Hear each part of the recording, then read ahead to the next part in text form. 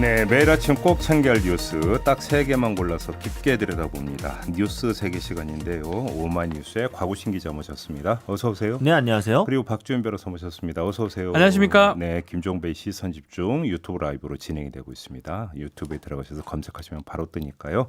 저희와 함께해 주시고요. 자, 첫 번째 뉴스 가보죠. 네, 범의료계가 내부 단일 합의안을 도출했습니다. 정부 국회와 대화의 물꼬가 트일지 주목이 됐는데요.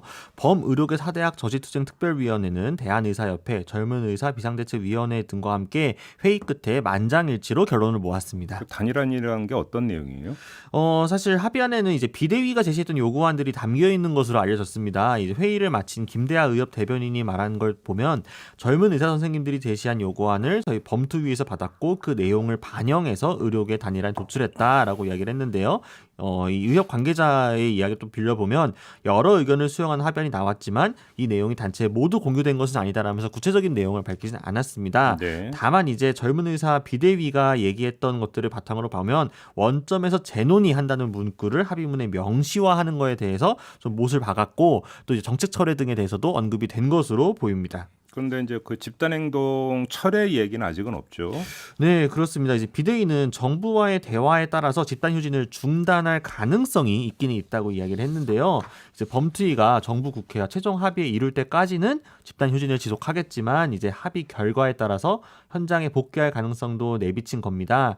그러니까 지금 전공의 전임의의 집단휴진 혹은 이제 7일로 예고된 전국의사 총파업의 계획이 중단되기로 결정이 되거나 이런 건 아니기 때문에 뭐 국가고시를 거부한 의대생들도 시험을 치를지 아직 미지수이긴 합니다. 좀 단체들이 뭐 여러 개 있는 것 같습니다. 그러다 보니까 아직 의사 결정을 정확하게 통일하지 못했는 것 같고요.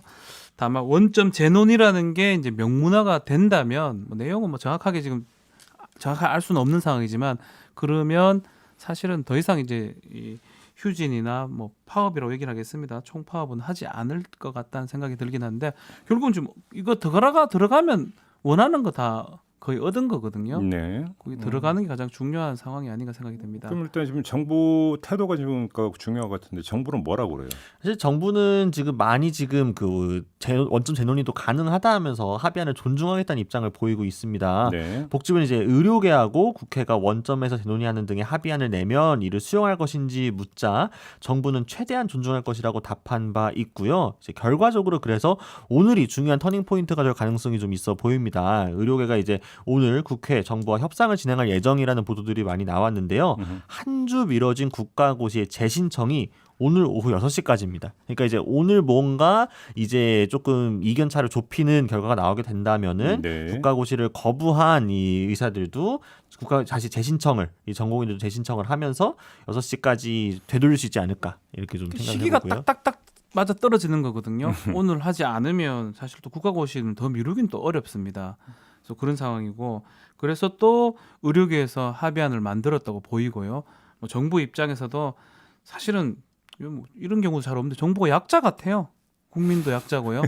뭐 그러다 보니까 그래요? 뭐 네. 끌려가는 모양새고 뭐 그렇게 할 수밖에 없는 상황이다. 뭐 음. 저는 좀 그렇게 생각이 좀 듭니다. 사실 또 보건의료노조나 시민사회단체 측에서는 이 합의안 도출한 내용을 보고 이제 그러니까 내용이 나오진 않았습니다만 밀실 야합을 중단하라 이런 식으로 지금 정부가 일방적으로 공공의료 관련 정책을 결정하는데 의사들의 주장에 따라가면 안 된다라는 식으로 이야기를 많이 하고 있거든요. 그리고 사실 아직까지 여론 같은 경우에도 좀 의사들의 파업에 부정적인 기류가 상당히 강하기 때문에 만약에 오늘 혹은 요 주말 금명간에도 제대로 이견을 좁히지 못하고 강경 행동으로 나가게 된다고 하면은 과연 계속 갈 만한 추동력이 나올 것인가에 대해서도 조금 의문의 여지가 들고요. 정부가 그럼 정말로 강공으로 완전히 돌아서게 될 수도 있지 않나 이런 추측도 한번 해봅니다.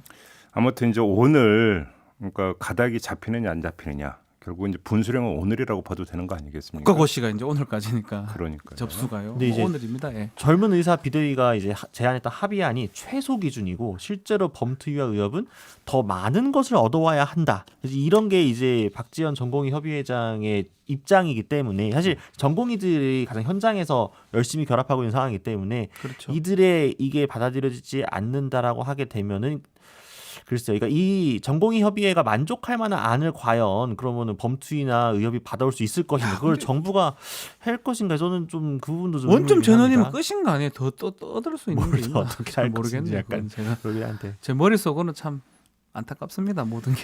네, 오늘 뭐 얘기 진행되는 거 좀 한번 네. 보죠. 네, 자, 두 번째 뉴스로 넘어가겠습니다. 네, 국회 본관 건물 2층에 국민의힘 사무실에 근무했던 당직자가 코로나19 확진 판정을 받으면서 국회가 다시 멈춰섰습니다. 이종배 국민의힘 정책위의장은 다행히 진단검사 결과 음성이 나왔고 보좌진들도 음성이 나왔다고 하는데요. 이낙연 민주당 대표는 또다시 자책대기에 들어간 상황입니다. 그러니까 정책위 의장실에서 근무하는 직원이었다면서요. 네, 그렇죠. 그래서 해당 당직자가 2일에 국회에 출근했다가 의심 증상이 있어서 일찍 귀가를 했고요. 그리고 3일에는 출근하지 않았는데 진단검사 결과 확진 판정을 받으면서 국민의힘이 이제 공식 행사를 모두 취소를 하고 당직자들도 전부 재택근무에 들어간 상황입니다. 네. 국회 사무처도 이제 본관 건물 1, 2층을 폐쇄를 하고 이 방역 작업을 실시를 하면서 오늘 정오까지 폐쇄 유지를 하기로 했습니다. 모든 회의 및 간담회도 금지가 됐고요. 네. 국민의힘도 뭐 절차를 진행하고 있고 국회 사무처 및 보건당국과 협의를 해서 지침에 적극 협조할 예정이다라고 이야기했습니다. 그러게요. 근데 지금 더불어민주당 이낙연 대표가 다시 또 지금 자택에서 대기 모드에 들어갔다면서요. 몇 번째 하고 있어요. 지금 뭐 그러니까요. 자가격리 14일도 본인이 했었고요. 예. 중간중간에 뭐 그 전에도 선거 때인가에 한번 그 사무실 또 이제 문제가 불거진 맞습니다. 적이 있지 네. 않습니까? 코로나 관련해서 한 번 또 자택에서 스스로 또 격리를 그때는 이제 했었는데요. CBS 출연을 해가지고 네. 이제 그랬던 거고 계속 반복되네요. 네, 지금 코로나 관련해가지고 이낙연 대표가 지금 거기까지 합치면 세 번째겠죠. 세 번째. 네, 그래서 민주당이 어제 이제 국회 지원단 현판식이나 뭐 상임위 분임 토의 일정을 모두 취소를 했습니다. 그러면서 기자들에게 공지를 보내가지고 국회 안전상황실 방역 지침에 따라서 이낙연 대표를 비롯한 1일 면담에 배석했던 최인호 수석 대변인, 오영훈 비서실장 등이 일정을 취소하고 귀가했다라고 밝혔고요. 지금 이종배 정책위의장 검사 결과 나올 때까지 기다리겠다고 했는데 다행히 음성이 나와서 뭐 큰 탈은 없어 보입니다만 이낙연 대표가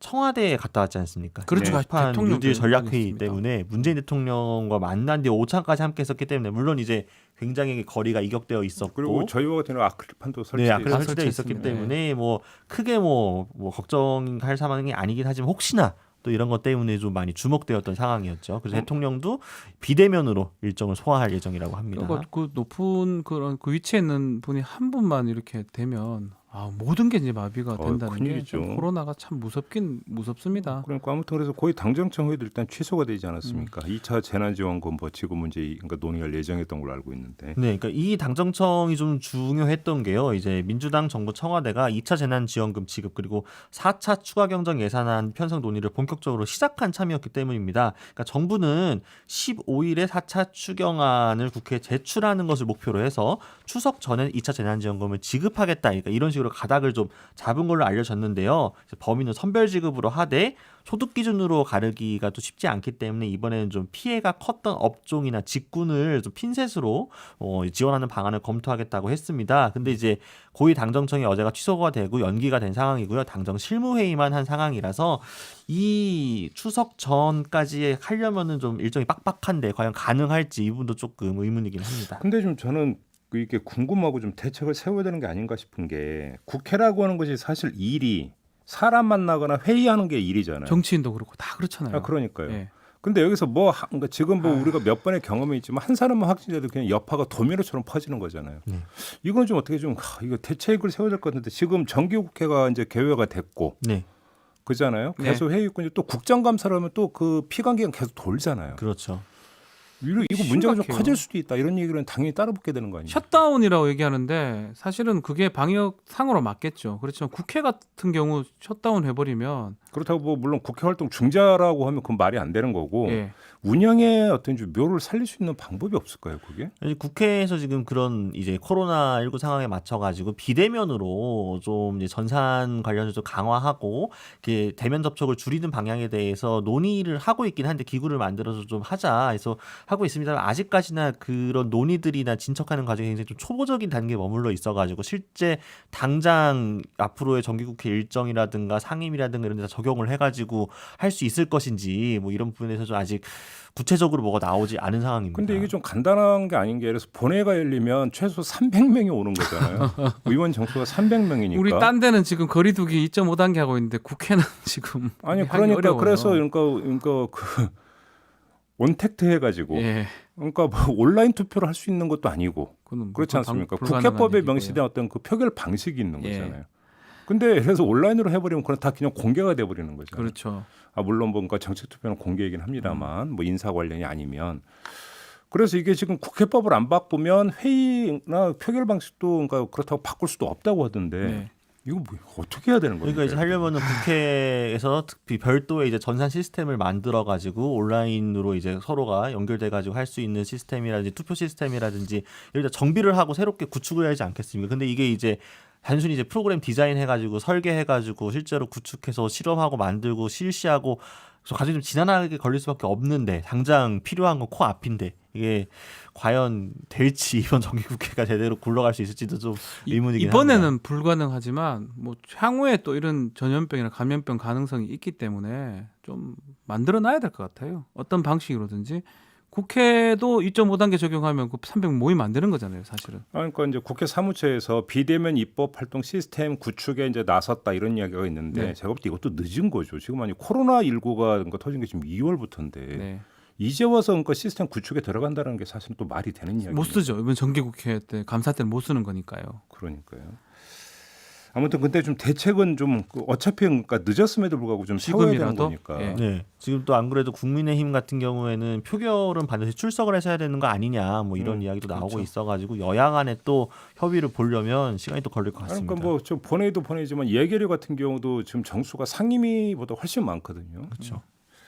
참 여러 가지 문제가 좀 있는 것 같습니다. 좀 한번 좀 종합 점검이 좀 필요해 보이고요. 자, 세 번째 뉴스로 넘어가겠습니다. 네, 오는 10월 3일 개천절에 이 광화문 집회 개최를 알리는 출처 불명의 포스터가 온라인 커뮤니티를 중심으로 퍼졌는데요. 실제로 일부 보수 단체들이 광화문 집회를 열겠다고 집회 신고를 마친 것으로 드러났습니다. 제2의 광복절 집회가 되는 거 아니냐는 우려가 벌써부터 나오고 있습니다. 10월 3일이 되는 거죠. 예. 네. 개천절이요. 근데 이게 처음에는 가짜 뉴스 아니냐 뭐 이런 얘기 좀 돌았었잖아요. 네, 그렇죠. 그러니까 이제 포스터가 화제가 됐던 게 이제 2일부터였는데 집회 신고가 아시는 것처럼 한 달 전부터 가능하기 때문에 실제로 그때까지만 해도 10월 3일에 개천절 신고된 집회가 없었습니다. 그리고 네. 뭐 워낙 그 포스터의 뭐 주체라든가 출처가 밝혀지지 않아가지고 이게 진짜냐 이런 의문들이 있었는데 어제 이제 JTBC가 보도한 바에 따르면요, 실제로 3건의 집회가 광화문 일대에 신고가 됐다고 합니다. 그리고 이 단체들 중에는 지난 광복절 집회에 참여했던 단체도 포함되어 있었다라고 합니다. 그래요? 아하. 네. 그러면 지금 정광훈 목사 쪽에서 주도하고 있다 이렇게 봐야 되는 겁니까? 어떻게 봐야 되는 겁니까? 근데 이제 그 부분이 명확히 밝혀지지 않았는데요. 일단 지금 포스터를 만든 곳과 지금 집회를 신고한 단체가 같은 단체인지도 알 수가 없는 상황이고 네. 정광훈 목사가 이제 총괄 대표를 맡고 있는 범국민투쟁본부는 개천절 이 광화문 집회 참여를 독려하면서 참가 신청을 받는다는 문자를 보낸 적이 있다. 이런 보도가 또 일부 나오기도 했었습니다. 네. 근데 지금 범국민투쟁본부가 딱 작년 10월 3일에 발족을 해가지고 올해가 이번이 딱 1주년 되는 날이거든요. 그래서 이게 좀 개연성이 좀 정황상 있지 않느냐 싶기는 한데 사랑제일교회 법률 대리인인 강현재 변호사는 이 집회가 논의된 적도 없고 정광훈 목사도 언급한 적이 없다라면서 강하게 부인하고 있습니다. 아무튼 이제 근데 경찰은 불허하겠다 이런 그렇죠. 거죠. 법상으로도 그렇고요. 뭐 불허가 지금 당연한 상황입니다. 아마 단체들이 신고했던 뭐 집회, 또 시위의 자유기, 결사의 자유기도 하지만 그 부분을 지금 불허하기로 한 상황인데 막 이렇다면 똑같은 문제가 반복될 여지는 있습니다. 지난 광복절 그때 또 법원에 가처분 신청을 넣은 거거든요. 집회 관련해서. 근데 설마 또 법원에 또 허가하겠어요? 이번에는 안 하겠죠. 그때 그 이른바 박형순 법안이 지금 계류 중인 상황이고 네. 뭐 법원에서는 뭐 법원에 가긴 갈 수는 있는데 결정은 뭐 그렇게 될 가능성은 좀 적다라고 생각이 듭니다. 아니 그러니까 그 집회 자유는 헌법이 보장하고 있는 그 기본권이기 때문에 중요한 그러니까 자유죠. 충분히 보장이 예. 돼야 되죠. 거기에 대해서 이의를 제기할 사람은 제가 볼 때 아무도 없을 거라고 생각을 합니다만, 근데 집회의 자유도 사실은 생명권이 지켜질 때라고 하는 조건 하에서 맞습니다. 성립되는 기본권 아니겠습니까? 정말 맞습니다. 모든 기본권을 누리는 기초는 생명권인 건데 맞습니다. 예. 생명권에 대해서 위협이 가는 거라고 한다면 그거는 사실은 제한할 수 있는 거냐 이 얘기잖아요. 너무나 당연한 겁니다. 이건 그렇죠. 말할 필요도 없는 거죠. 근데 이제 비슷한 현상이 우리나라만이 아니라 다른 나라에서도 곳곳에서 일어나가지고요. 뭐 경찰과 출동 충돌을 하게 되거나 아니면은 집회를 해산하게 되는 과정들을 거치면서 이게 좀 쉬운 문제는 아닌 것 같습니다. 아니 그러니까 이게 뭔가 그러니까 어제 저도 그 뉴스 보니까 포스터가 나오던데 예. 빨간 큼지막한 글씨로 핸드폰 오프. 도대체 뭐 하자라는 건지 정말. 참. 이 동선 추적을 막기 위해서 아예 그런 어떤 지침을 지시한다는 자체가 좀 거시기하네요. 근데 사랑제일교회 CCTV 그 서버가 사라졌어요? 이제 사랑제일교회발 확진자들의 감염 경로를 파악하기 위한 CCTV 서버가 사라져 있었다 이런 보도가 나왔습니다. 경찰이 뭐 아시는 것처럼 압수수색을 했는데 이 CCTV가 서버에 사라졌다는 사실을 알게 되면서 지금 어디에 있는지 조사에 나섰다라고 합니다. 근데 교회 측에서는 이미 조사에 이미 협조를 했고 서버의 행방은 모른다라는 입장인데 아니 무슨 수해를 입어서 떠내려간 것도 아니고. 이게 결국 또 방역 방해 부분이 될 수 있어요. 감염 경로 파악하기 위해서 경찰이 지금 하도 협조를 안 하니까 CCTV 보려고 하는 건데 이거 좀 아이고. 숨겼을 가능성이 있어 보이거든요. 은닉이나 훼손 가능성이 이게 요것도 마찬가지입니다. 처벌하고 구상권 행사의 가능성이 있는 이게 겁니다. 분실 가능성 거의 없다고 봐야 되는 거죠. 분실을 할 수도 없고요. 그 분실하는 게 말이 됩니까? 그래서 이 부분도 또 다시 얘기를 하지만 이것도 위법이에요. 형사적으로도 처벌 가능성이 있고요. 민사적으로도 이게 크다면 구상권 대상이 되어야 될 것 같습니다. 아니 수해로 떠내려간 소도 찾는 판인데. 네. 그잖아요. 그렇죠. 이거가 말이 됩니까? 참 말이 결국은 감추려고 한다라고밖에 볼 수가 없는 거잖아요. 은닉하거나 정황상으로는, 숨긴 거죠. 네. 뭐 그거라고 봐야 되겠죠. 그래서 경찰도 그런데 포인트를 두고 조사를 하고 있는 상황입니다. 바뀐 게 아무것도 없군요. 예, 똑같습니다. 알겠습니다. 자 이렇게 마무리하죠. 박지훈 변호사, 곽오신 기자와 함께했습니다. 고맙습니다. 감사합니다. 감사합니다.